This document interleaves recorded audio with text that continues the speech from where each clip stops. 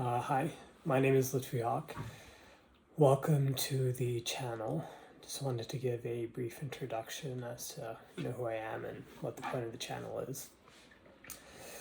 So I graduated from Cornell back in 2017, and I've spent about the last 10 years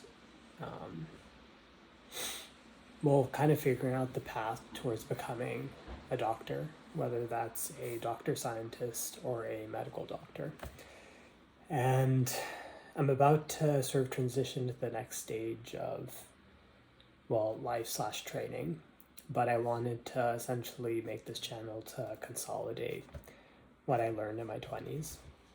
And that would mean, everything that I learned during undergrad and everything that I learned after undergrad as well.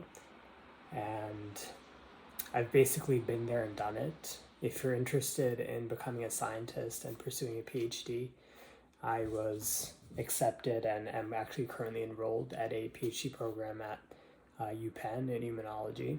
If you're interested in MD and becoming a doctor and a physician, I've been accepted to the Miller School of Medicine down in Miami for the MD only program. So I'm trying to figure out what to do about that. I've also been accepted to medical school internationally in Australia, in the state of Victoria, near Melbourne, at a school called Deakin University.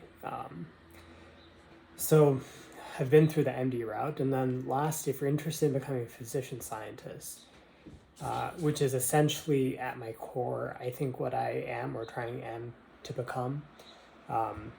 I began as a scientist and I came towards medicine. I've been trying to intercalate and mix the two, and that's obviously been a learning process. So the third option, if you're interested in becoming a physician scientist, a doctor scientist, then there are MD PhD programs, and I had applied to MD PhD programs back in 2019, and I was accepted to one MD PhD program, which was the Robert Wood Johnson, Rutgers, Princeton Tri-Institute MD PhD program. The reasons for not accepting that are kind of longer, had to do with my research interests and not being able to pursue them at that institution. So yeah, I've been accepted to, or I've applied to it and have made things work out for PhDs. I've applied to and been accepted to PhD programs, ND programs, and MD PhD programs. And what I want to help do is, number one, if you're interested in human health and disease and conducting research that will create the medicine of tomorrow, then there are multiple paths to go about it, and I want to help you guys, or whoever joins the family, be able to find their route early and to be able to essentially stick to it and just go gung-ho and essentially do what makes you happy.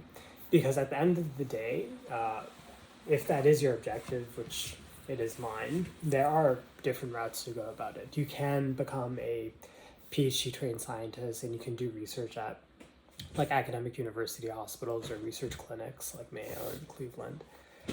And you can do great research on human disease, and you can come up with, and you can help out a lot of people through that way. That will affect naturally your career path, timing, training, and compensation, like financial compensation, during your training and afterwards. But yeah, I'm more than happy to kind of walk you guys through that.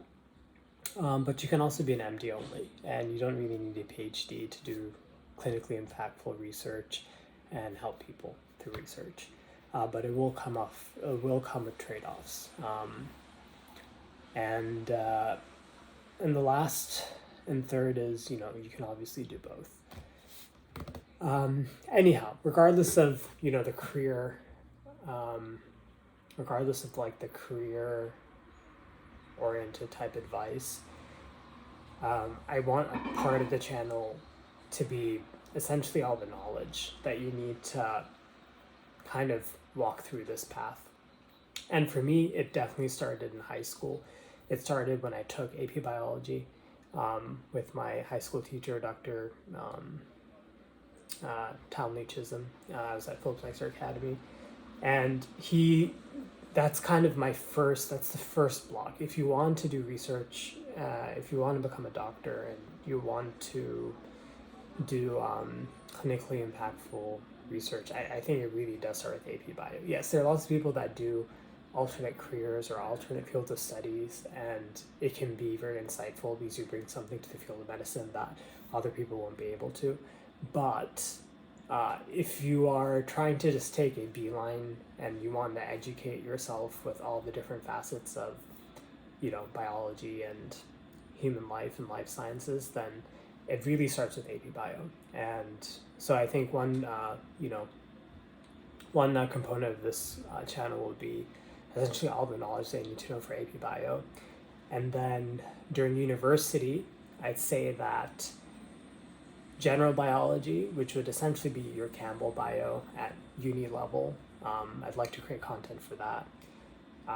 For physiology, like human medical physiology, I think Guy Inns, I'd like to create content for human medical physiology at the college level using Guy Inns medical physiology textbook. Cell biology is another core component of becoming a future doc, I believe, at the uni level. And Albert's cell biology, molecular biology of the cell, is a very important resource I'd like to consolidate what I've learned from into videos. And I'd say, general biology, human medical physiology, cell biology, and then human anatomy and physiology, which for me, I really like Marieb. I think these are the four main ones. So I think I would subscribe if you if you know that you're interested in medicine, if you know you're interested in science, I'd subscribe to the channel. There will be a component of the channel that's dedicated to career advice. There'll be a component of the channel that's dedicated to educational content. The educational content will be the highlight or the main parts of the channel, but obviously always happy to talk and talk about career decisions.